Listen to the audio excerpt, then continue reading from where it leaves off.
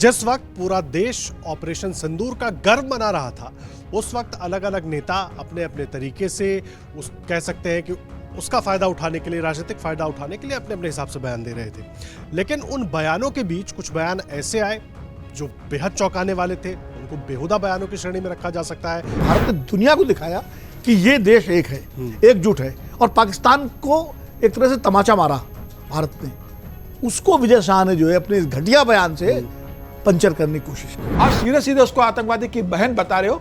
मुझे लग रहा है इसके अंदर कोई फिक्र की बात नहीं है। यह बेहद शर्मनाक बयान रहा है और भारतीय जनता पार्टी का जो पूरा व्यवहार इसको लेकर आया है वो उससे ज्यादा शर्मनाक रहा है। आप उसमें नफा नुकसान अपना देखने लगेंगे, राजनीतिक फायदा और लाभ देखने लगेंगे, तो ये हो नहीं सकता। तो नंबर बढ़ाने के चक्कर में दूसरों का नंबर नहीं कम करना चाहिए। जगदीश देवड़ा और विजय शाह, ये दोनों के बयान के बाद के जो हालात है वो केंद्रीय नेतृत्व के निर्णय और प्रदेश के नेतृत्व पर सवालिया निशान है। इतने बड़े नेता को कि इस समय उसका क्या महत्व है, देश में कैसा वातावरण है, और इस प्रकार का बयान देते हैं तो उसको क्या सजा हो सकती है, आप बताइए।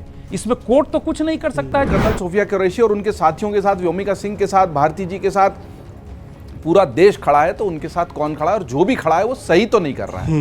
नमस्कार, अमरुजाला.com पर आपका स्वागत है। आपके साथ मैं हूं आदर्श झा। आप देख रहे हैं अपना पसंदीदा शो खबरों के खिलाड़ी। जिस वक्त पूरा देश ऑपरेशन सिंदूर का गर्व मना रहा था, उस वक्त अलग अलग नेता अपने अपने तरीके से कह सकते हैं कि उसका फायदा उठाने के लिए, राजनीतिक फायदा उठाने के लिए अपने अपने हिसाब से बयान दे रहे थे। लेकिन उन बयानों के बीच कुछ बयान ऐसे आए जो बेहद चौंकाने वाले थे। उनको बेहुदा बयानों की श्रेणी में रखा जा सकता है, बदजुबानी की श्रेणी में रखा जा सकता है। लेकिन उसके बाद भी उन नेताओं पर कार्रवाई कोई नहीं होती। मैं बात कर रहा हूं मध्य प्रदेश के मंत्री विजय शाह की, जो कि मंत्री हैं, ताकतवर मंत्री माने जाते हैं सरकार में। और जिस तरह का बयान उन्होंने, पहला बयान जो दिया था बिना नाम लिए, कर्नल सोफिया कुरैशी को जोड़कर बयान दिया था आतंकियों के साथ। उसके बाद माफी मांगी, बाकायदा बोला, सब कुछ बोला। लेकिन उस दूसरी प्रेस कॉन्फ्रेंस में भी जो उनका रवैया था, क्या उनको कहीं मलाल था जो उन्होंने कहा वो गलत था, या उस बयान के जरिए जो मैसेज जहां पहुंचाने की कोशिश कर रहे थे? क्योंकि बहुत सारे सवाल हो रहे हैं कि क्या अपने कोर वोटर को मैसेज पहुंचाने की कोशिश कर रहे थे, क्या बताने की कोशिश कर रहे थे, उसके अलग मायने हैं। लेकिन इन सब के बीच सवाल यह है कि कार्रवाई क्यों नहीं हुई। और अब ये तो पीछे रह गए, अब खुद डिप्टी सीएम आ गए हैं देवड़ा साहब। उनकी तरफ से जो बयान दिया गया सेना को लेकर, वो भी बड़ा चौंकाने वाला था। हालांकि उसमें बहुत सारी बातें आ रही हैं कि जो उनके कहने का मकसद कुछ और था, वो शायद जहां पर पॉज होना चाहिए नहीं था। लेकिन उसके बाद जो मतलब निकल रहे हैं, जिस पर विवाद हो रहा है, जिस पर विपक्ष, तमाम लोग लगातार घेर रहे हैं, वो जाहिर सी बात है उस पर जवाब आना चाहिए। लेकिन विजय शाह ने जो कुछ बोला, आखिर उन पर बीजेपी कार्रवाई क्यों नहीं कर रही? मामला कोर्ट पहुंच जाता है और कोर्ट को बताना पड़ता है कि भैया क्या एफआईआर लिख कर लाए हैं। ऐसी एफआईआर जिस पे तुरंत निरस्त कर दे, मतलब इसमें पता ही नहीं कि किसने क्या किया, क्यों किया, कैसे किया। कोर्ट को डिक्टेट करना पड़ता है। अब आप समझ लीजिए कि कैसे बचाने की कोशिश हुई है। इसी पर बात करेंगे और क्यों बचाने की कोशिश हुई है, क्या वोट बैंक की राजनीति है। अवधेश जी हमारे साथ है, पूर्णिमा जी हैं, विनोद अग्निहोत्री जी हैं, राकेश शुक्ला जी हैं, समीर चौगावकर जी हैं, अमरुजाला डिजिटल के संपादक जयदीप कार्णिक जी हमारे साथ हैं। आपसे समीर से शुरू करूंगा। विजय साहब पर सबसे पहले मैं लेकर जा रहा हूं, क्यों बचा रहे हैं? किसी तरीके से स्वीकार है क्या वो बयान? कौन सी ऐसा दबाव है सरकार के ऊपर? आदिवासी वोट बैंक का दबाव है। विजय शाह इतने पावरफुल मंत्री हो गए हैं कि देश में कुछ भी, वो नैरेटिव जो खुद मोदी शाह बनाते रहे, उसके उत्तर कुछ भी बोलकर वो निकल जाएंगे और बने रहेंगे पद पर। देखिए, विजय शाह के बयान की किसी भी तरीके से मुझे लगता है कि उसकी सुरक्षा नहीं की जा सकती, उसको किसी भी तरीके से जायज नहीं ठहराया जा सकता। और साफ तरीके से भारतीय जनता पार्टी को उनका तत्काल प्रभाव से इस्तीफा लेना चाहिए था। विजय शाह का इस्तीफा नहीं हुआ, ये बताता है कि मामला सेना का हो, सेना के सम्मान से जुड़ा हो, किसी से भी जुड़ा हो, सभी राजनीतिक दलों के लिए राजनीति सर्वप्रथम है। सत्ता में बने रहना, सत्ता के लिए जो लोग जरूरी है, चाहे वो आदिवासी वोट बैंक का हो, चाहे फिर कोई दलित हो, चाहे ओबीसी हो, अपने राजनीतिक समीकरण में जो फिट बैठता है वो सर्वोपरि है। फिर सेना के सम्मान के साथ भी अगर उनका कोई मंत्री बोलता है तो उस पर मौन साध लेना। आप देखिए, विजय शाह का बयान में, उप मुख्यमंत्री के बयान को इतनी गंभीरता से इससे नहीं लेता हूं क्योंकि उन्होंने जो कहा है उसमें कई चीजें हैं। विजय शाह का जो बयान था तो वो सोचा समझा दिया हुआ उसके अंदर बयान था। जबलपुर हाईकोर्ट उसके अंदर एफआईआर दर्ज करने के लिए बोलती है। जो एफआईआर जिस तरीके से दर्ज की जाती है उसके ऊपर हाईकोर्ट नाराज होती है उसके बाद, और पूरी भारतीय जनता पार्टी के अंदर उसने मौन साध लिया है। सिर्फ यह कह देना है कि उन्होंने माफी मांग ली, क्या माफी मांगने लायक बयान है क्या ये? शर्म आना चाहिए भारतीय जनता पार्टी के शीर्ष नेतृत्व को। और भारतीय जनता पार्टी तो संघ के संस्कारों से निकली हुई पार्टी है। कांग्रेस में अगर ये होता है तो आज अगर कांग्रेस का कोई मंत्री बोलता तो भारतीय जनता पार्टी के प्रवक्ता कैसे उछल कर पूरा केंद्रीय नेतृत्व किस तरीके से इस्तीफा मांगता है। क्या इस तरीके से माफी मांगने पर भारतीय जनता पार्टी शांत हो जाती? तो मुझे लग रहा है कि जो भारतीय जनता पार्टी संघ के संस्कारों से निकली और जिस पार्टी के अंदर राष्ट्रवाद इतना प्रमुख माना जाता है, मुझे लग रहा है उस स्थिति में विजय शाह का इस्तीफा तुरंत लेना चाहिए था। और अभी तक भारतीय जनता पार्टी ने जिस तरह से इस्तीफा नहीं लिया है कि अब सुप्रीम कोर्ट में कल सुनवाई होगी, जब सुप्रीम कोर्ट का होगा उसके बाद देखा जाएगा। आदिवासी नेता है, पहले भी उस तरह के वो बयान दे चुके हैं, एक बार उन्होंने बहुत गंभीर बयान दिया था, तब इस्तीफा दिया था, 10 दिन बाद उनको आपने फिर मंत्री बना दिया था। तो उनका जो करियर रहा है वो विवादास्पद रहा है, और विवादास्पद रहा हो नहीं रहा हो, इतना बड़ा मामला जब चल रहा है, देश पूरे पाकिस्तान के इतने बड़े इसके मामले पे इतना उबाल में है, उस समय आपका मंत्री ये बयान दे रहा है और उस समय आप चुप्पी साध लेते हो, तो इसको किसी भी तरीके से इसको डिफेंड नहीं किया जा सकता है। यह बहुत शर्मनाक बयान था, और उससे शर्मनाक घटना ये कि भारतीय जनता पार्टी के शीर्ष नेतृत्व ने उसके ऊपर आंखें मूंद ली है। यह ज्यादा शर्मनाक है पार्टी के। आप एक मंत्री से इस्तीफा लेते, क्या विजय शाह इतने बड़े नेता है कि उसके बिना आपकी सरकार नहीं चल सकती? क्या विजय शाह इतने बड़े नेता है कि आपके पूरी पार्टी से और सेना से वो बड़े हो गए सम्मान से? मुझे लग रहा है शीर्ष नेतृत्व को यह सोचना चाहिए कि राजनीति अपनी जगह है, लेकिन जब पूरा देश का माहौल इतना पाकिस्तान के खिलाफ है, पूरा देश सेना के साथ खड़ा है, और सोफिया कुरैशी खुद आकर जिस तरीके से संबोधित कर सेना की पूरी बातें को बता रही है, उस समय सेना को उसमें लाने की क्या जरूरत थी? आप ठीक है, अगर आपको विजय शाह को कहना था वो कांग्रेस के किसी नेता के बारे में कोई बयान देते, पुराने किसी बयान को लेकर कोट कर देते, आप सीधे सीधे उसको आतंकवादी की बहन बता रहे हो। मुझे लग रहा है इसके अंदर कोई फेवरेट की बात नहीं है, यह बेहद शर्मनाक बयान रहा है, और भारतीय जनता पार्टी का जो पूरा व्यवहार इसको लेकर आया है वो उससे ज्यादा शर्मनाक रहा है। ये बड़ी बात आप कह रहे हैं। देखिए, चाल चरित्र, चेहरा, शुचिता की बात, सारी चीजें होती रहती हैं, लेकिन और खुद जब प्रधानमंत्री नरेंद्र मोदी आते हैं और भाषण देते हैं, या ऑपरेशन सिंदूर के बाद जो उन्होंने अपना वक्तव्य दिया था, उसमें सीधे तौर पर उन्होंने कहा था कि इस पर राजनीति नहीं होनी चाहिए। इस तरह की राजनीति, इस तरह के बयान, एक तो ये, यहाँ पर मैं रामगोपाल यादव का भी जिक्र कर दूं, जो उन्होंने व्योमिका सिंह को लेकर कहा। हर तरफ ऐसे ऐसे लोग हैं, सबके खाते में और उनकी तरफ इस तरह की चीज़ें हैं जो ऐसी बातें कर रही हैं। देखिए, कर्नल सोफिया कुरैशी और विंग कमांडर व्योमिका सिंह की पहचान एक ही पहचान है कि वो भारतीय सेना के अधिकारी हैं और भारतीय हैं। बाकी उनकी कोई पहचान अगर कोई निकालता है, चाहे वो विजय शाह हो या रामगोपाल यादव जी हो, तो वो गलत है, वो उचित नहीं है बिल्कुल। रामगोपाल जी कहना चाह रहे थे कि पीडीए के लोग जो है शौर्य का बखान कर रहे थे, लेकिन उसमें जाति जानने की क्या जरूरत थी भाई? हम ये भी कह सकते थे कि हमारी जो है देश की बेटी कह सकते थे, देश की बेटी, हमारी समाज की बेटी, इस तरह कह सकते थे, जिसने जो है किया दोनों। और विजय शाह के बारे में तो समीर भाई ने जो बोला है उसके बाद बोलने की कोई स्थिति है नहीं। हाँ, इतना जरूर है कि रामगोपाल जी के बयान से भारतीय जनता पार्टी को कवर फायर जरूर मिल गया है, क्योंकि जैसे ही विजय शाह की बात होती है बहस में, वो तुरंत रामगोपाल यादव जी के बयान को ले आते हैं। वो सिद्धारमैया का भी बयान गिनाते हैं। सिद्धारमैया का बयान तो वो पुरानी बात, वो तो युद्ध को लेकर था उसमें। तो अब आप इस तरह तो फिर इतिहास में चले जाइए तो सबके बयान इधर उधर तो डाइल्यूट करना हुआ। सवाल ये कि अभी दरअसल विजय शाह का बयान इसलिए भी गंभीर है कि जो भारत सरकार ने, जो भी जयदीप जी ने कहा था कि जो आतंकवादियों ने धर्म पूछ करके और महिलाओं के सामने उनके पुरुषों को मारा था, पतियों को, बेटों को, तो उसका एक जवाब था ये जो इसको ऑप्टिक्स कहिए या इसको एक रणनीति कहिए या भारत की एकता का प्रदर्शन कहिए कि हम सब एकजुट हैं। दंगे नहीं हुए देश में, हिंदू मुस्लिम सिख ईसाई केरल से कश्मीर तक सब भारत सरकार के साथ, सेना के साथ एकजुट हो गए। और उसके बाद उस युद्ध का ब्यौरा देने के लिए जो अधिकारी दोनों आई हमारी, एक colonel Sophia Qureshi, wing commander Vyomika Singh, और बीच में कश्मीर से आने वाले विक्रम मिश्री, ये पूरा जो है एक तरह से भारत ने दुनिया को दिखाया कि ये देश एक है, एकजुट है। और पाकिस्तान को एक तरह से तमाचा मारा भारत ने, उसको विजय शाह ने जो है अपने इस घटिया बयान से पंचर करने की कोशिश की है। इसलिए उनका बयान ज्यादा गंभीर है। मुझे लगता है नॉर्मल कोर्स में कुछ बोल दे तो इसलिए ज्यादा गंभीर हो जाता है ऐसे मौके पर।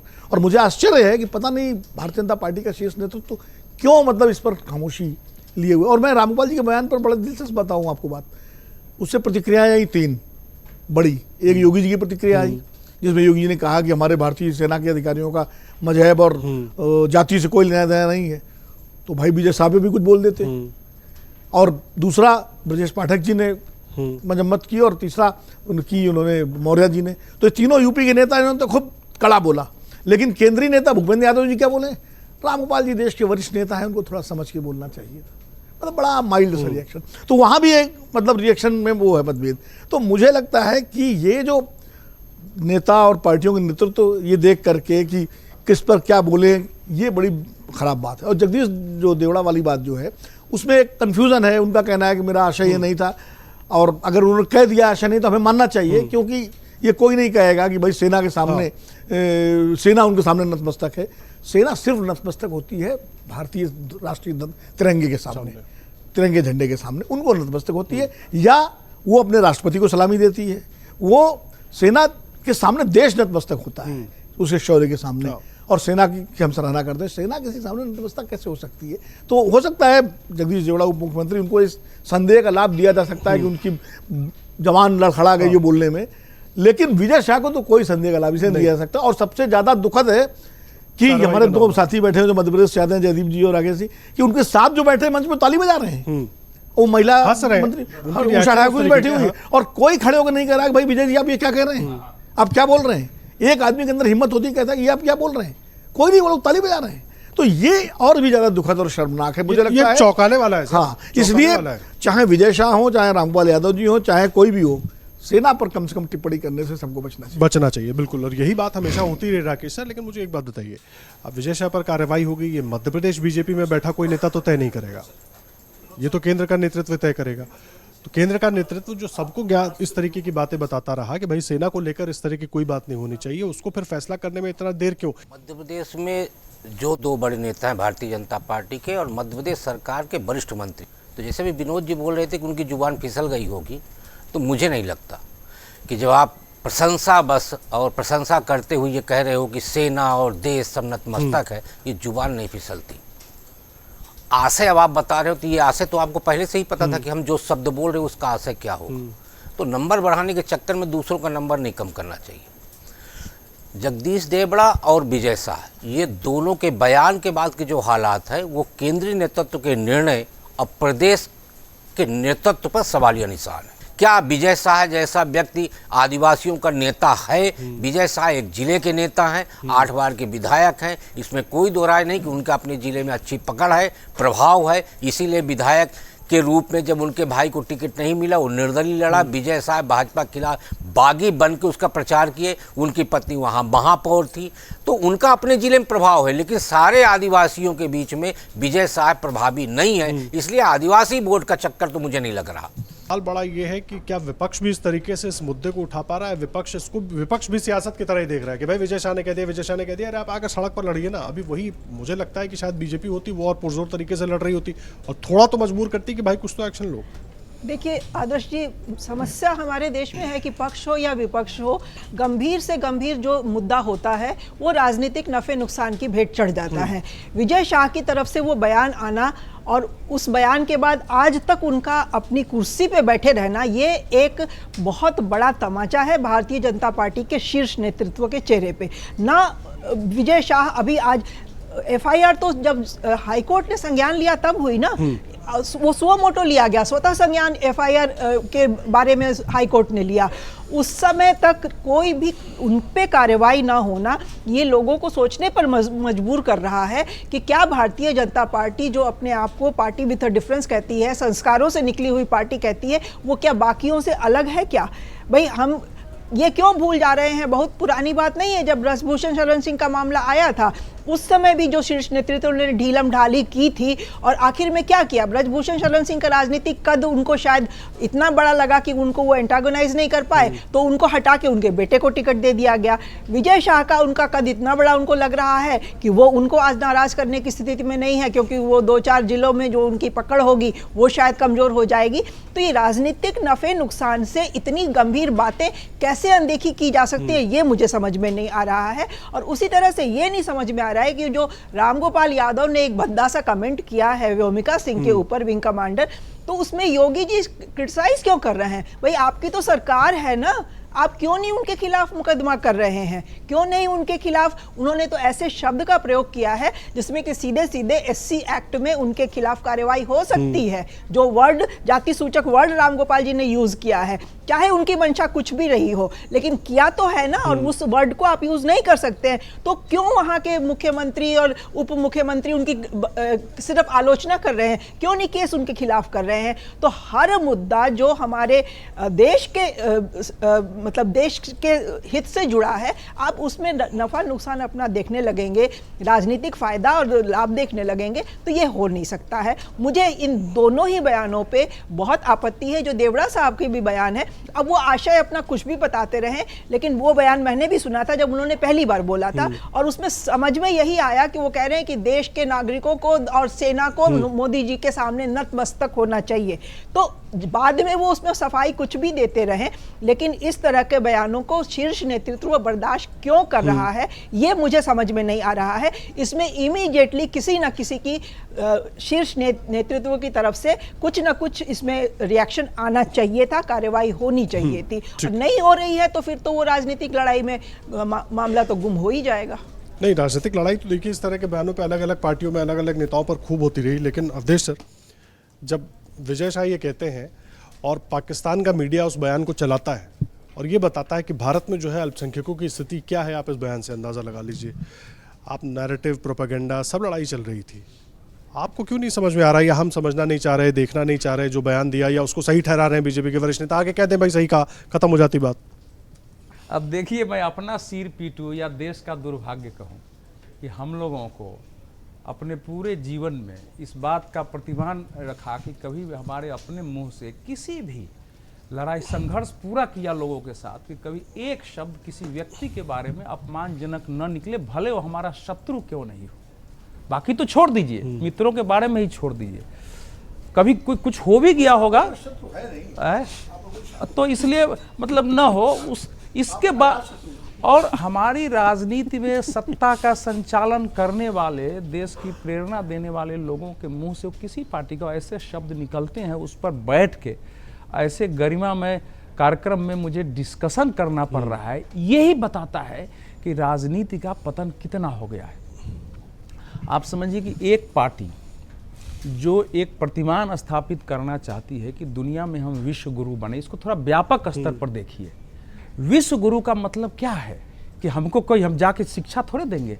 हमारी राजनीति, सुनिए ना, हमारी राजनीति ने जो है में ऐसे चेहरे हो जिनका जीवन आदर्श हो, जिनके राजनीति की पुनर्रचना करे, सत्ता की उसको देख के सीखे लोग। ठीक है, तो अगर से क्या सीखे सर? अगर पार्टी में ऐसे लोग आज भी हैं, अगर तो इसका मतलब अगर उनको इतने रणनीति समझ नहीं है, इतने बड़े नेता को कि इस समय उसका क्या महत्व है, देश में कैसा वातावरण है, और इस प्रकार का बयान देते हैं, तो उसको क्या सजा हो सकती है आप बताइए।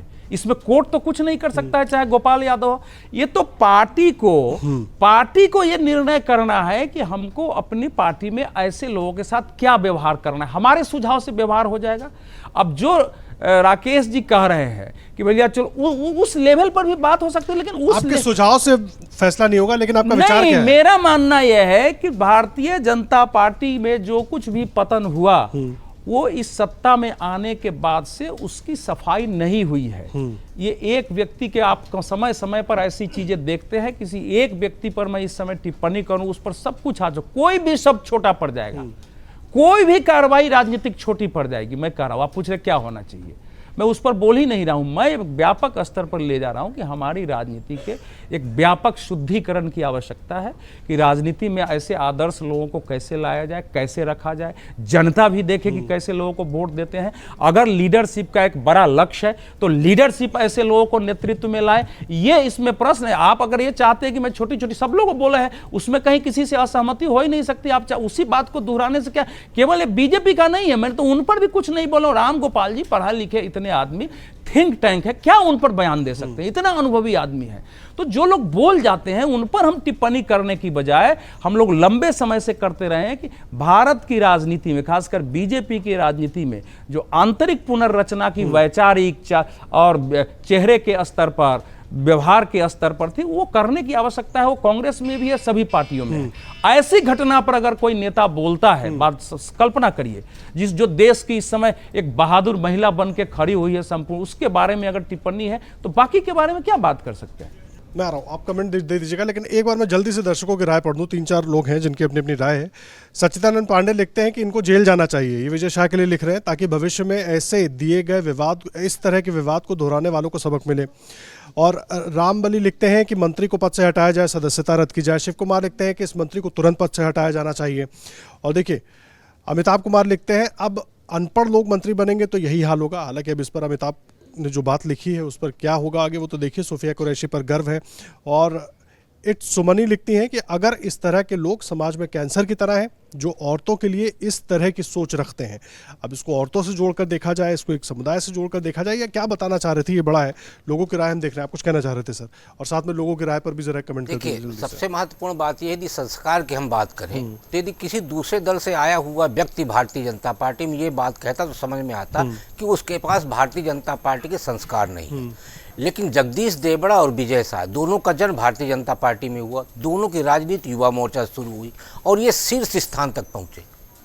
अब सबसे मूल प्रश्न ये है कि भारत में इस तरह की बात करने वाले नेताओं पे यदि कार्रवाई नहीं होगी तो स्वाभाविक है मनोबल बढ़ेगा। एक अंग्रेजी फिल्म आई थी MIB, उसमें वैज्ञानिक के पास क्या होता है, याददाश्त मिटाने की मशीन होती है। तो हमारे यहाँ के जो नेता हैं उनको ये समझ में आता है जब चुनाव आएगा तो हम मुद्दों का बटन दबा देंगे और इनकी पुरानी याद खत्म हो जाएगी और फिर नई याद के साथ हम वोट ले लेंगे। इसलिए विजय शाह और जगदीश देवड़ा, राम गोपाल यादव जैसे लोगों पे कार्रवाई नहीं होती है, और जब तक इस तरह की कार्रवाई नहीं होगी तो स्वाभाविक है कि उनकी बदजुबानी बढ़ेगी और इसलिए संस्कार कहीं आड़े नहीं आता है। ठीक है, विनोद सर। देखिए, कर्नल सोफिया कुरैशी के साथ पूरा देश खड़ा है। आपके दोनों के साथ, कर्नल सोफिया कुरैशी, व्योमिका नहीं, सिंह। व्योमिका सिंह को भी जोड़ दीजिए। मैं चूंकि विजय शाह के संदर्भ में बात कर रहा हूँ इसलिए मैं कह रहा हूँ। किसको? उनके साथ भी है, किसके साथ? भारती जी के हाँ, साथ। नहीं, भारती जी का संदर्भ आया नहीं, लेकिन विजय शाह से बात शुरू। लेकिन प्रश्न ये है कि विजय शाह के साथ कौन खड़ा है। यही प्रश्न असली ये है, विजय शाह के साथ कौन खड़ा है, और इतना मजबूत है कि विजय शाह के खिलाफ कार्रवाई नहीं हो पा रही है। देखिए, अवधेश जी ने तो कह दिया कि उनके सुझाव से कुछ होगा नहीं। नहीं, तो ये प्रश्न है जिस पर विचार करना जरूरी है। अवधेश जी ट्रंप को सुझाव दे सकते हैं तो विजय शाह पे भी सुझाव दे सकते हैं। किसी एक व्यक्ति, आपका पूरा हो गया, किसी एक शेर है लास्ट में, हर एक जुबान को यारो सलाम करते चलो, गिरोह की है न फिरके की और न मजहब की। ठीक है। तो मेरा जो है, मैं पहले दिन से मानता हूं, मेरा वही विचार है, किसी व्यक्ति के बारे में एक व्यापक एक प्रश्न है भारतीय राजनीति का, और उसको जरा गंभीरता से लेने की आवश्यकता है। बाकी बातें जो की जा रही है उसमें हमारी कहीं किसी से असहमति नहीं। ठीक है, जयदीप सर, आप तो मध्य प्रदेश की राजनीति को भी बहुत अच्छे से जान रहे हैं, और जो बात अभी विनोद सर ने भी कही कि आखिर विजय शाह के पीछे खड़ा कौन है, वो भी है, क्यों, और जब हर व्यक्ति इस बयान को, इसको लेकर विरोध कर रहा है, मजम्मत कर रहा है, तो फिर ये बात खुद मुख्यमंत्री हो या आला कमान हो, उनको दिख क्यों नहीं रही है? आंखों पर जब राजनीति का पर्दा पड़ता है तो नहीं दिखाई देता है।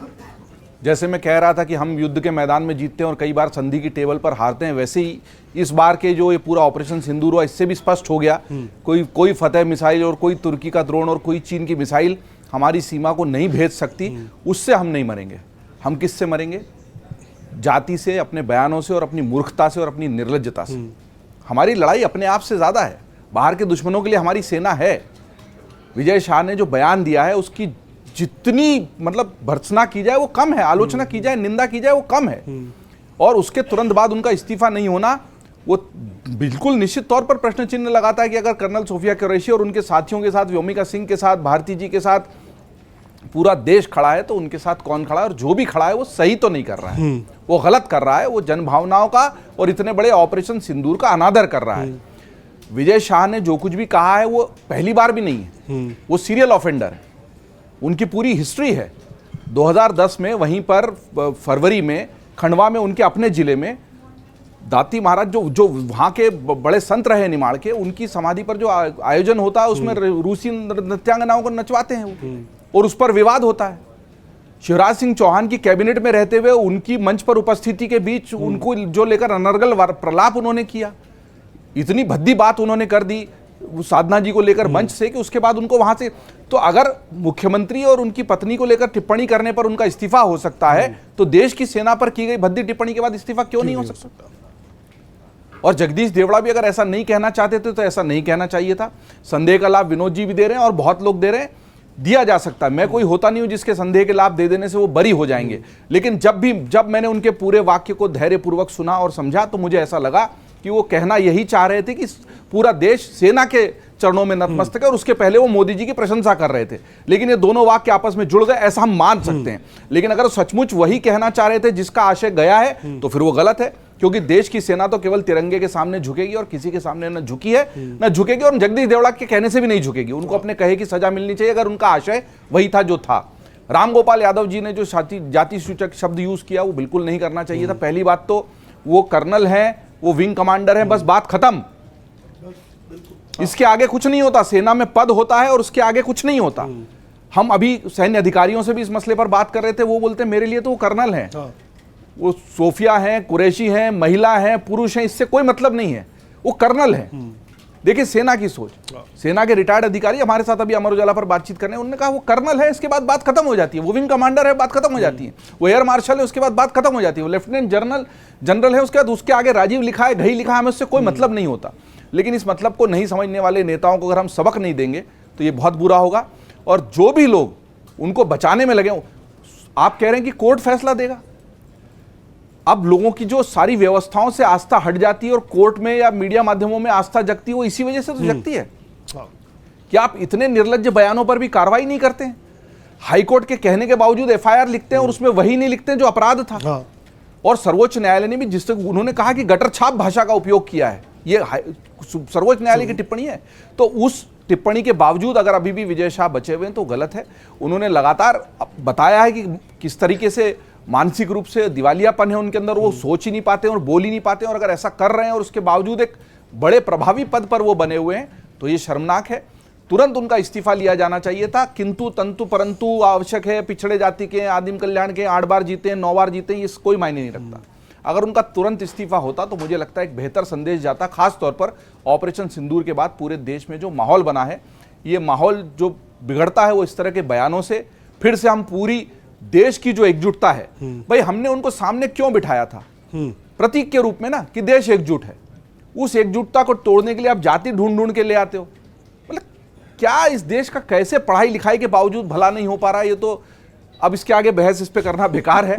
विजय शाह पर तुरंत कार्रवाई होनी चाहिए थी। जगदीश देवड़ा जो मंच से बोले हैं वही उनका आशय था, तो उन पर भी बहुत कड़ी कार्रवाई होनी चाहिए। नहीं देखिए, इसीलिए मैंने कहा विजय शाह के साथ कौन खड़ा है, कौन ये खड़ा, यक्ष ये प्रश्न यही है। बड़ा सवाल है। क्या ये यक्ष प्रश्न है, कौन खड़ा है, कौन बचा रहा है। लेकिन फिर भी देखिए, आप सबकी बात सुन के मुझे ये लगता है कि अभी भी थोड़ा वक्त है बीजेपी आला कमान के सामने। भाई चोपड़ा भाला फेंके तो आप जाति ढूंढ के ले आते हो, ले आते हैं। तो हर व्यक्ति की आपको जाति ढूंढना है। समाज महात्मा गांधी, वीर कुंवर सिंह की जाति ढूंढी जा रही है। हमारे देश का पतन इतना हुआ है कि गांधी जी भी एक जाति के हो गए, फिर भी हमको जातिगत डॉक्टर जनगणना करानी राजेंद्र है ना। प्रसाद एक भगत सिंह जाति की, के हो- चंद्रशेखर आजाद की जाति ढूंढी जा रही है। चंद्रशेखर आजाद की जाति ढूंढी जा रही है। तो इतने पतन पर वही तो करा कि ये एक इतना बड़ा आबे पुनः कृष्ण देखे दशा तेरी, मैंने जो देश की दशा हो गई है उस पर एक व्यापक प्रश्न है कि कैसे लोगों को हमने राजनीति में और फलानी जगह रखा हुआ है। ये शर्मनाक है। इसमें तो हमें मिसाइलों की जरूरत क्या है? तमाम सभी खास मेहमानों की जो बात है, सीधे तौर पर अभी भी एक मौका है बीजेपी के आला कमान के सामने कि इस पर एक फैसला ले और कम जनता के बीच ये मैसेज पहुंचाए कि इस तरह के बयानों को स्वीकार नहीं किया जाएगा, फिर उसके लिए वोट बैंक नहीं देखा जाएगा। खुद कई बार बड़े नेता कह चुके हैं कि वोट बैंक की राजनीति हम ऐसे मुद्दों पर नहीं करते, फिर ऐसे मुद्दों पर बयान देने वालों को आप छोड़ कैसे सकते हैं। वक्त बताएगा क्या होता है, और आप भी बताइएगा आपके मन में आपको क्या लगता है कि क्या होना चाहिए, और अगर नहीं होता है तो हमने सवाल आकर जरूर छोड़िएगा हमारे कमेंट बॉक्स में, ताकि अगली बार हम उनको अपने साथ ले सकें। और अमरुजाला.com पर बने रहिएगा। धन्यवाद। अगर आप ये वीडियो YouTube पर देख रहे हैं तो हमारे चैनल को सब्सक्राइब कर बेल आइकन दबाएं, और Facebook पर देख रहे हैं तो हमारे पेज को लाइक करें।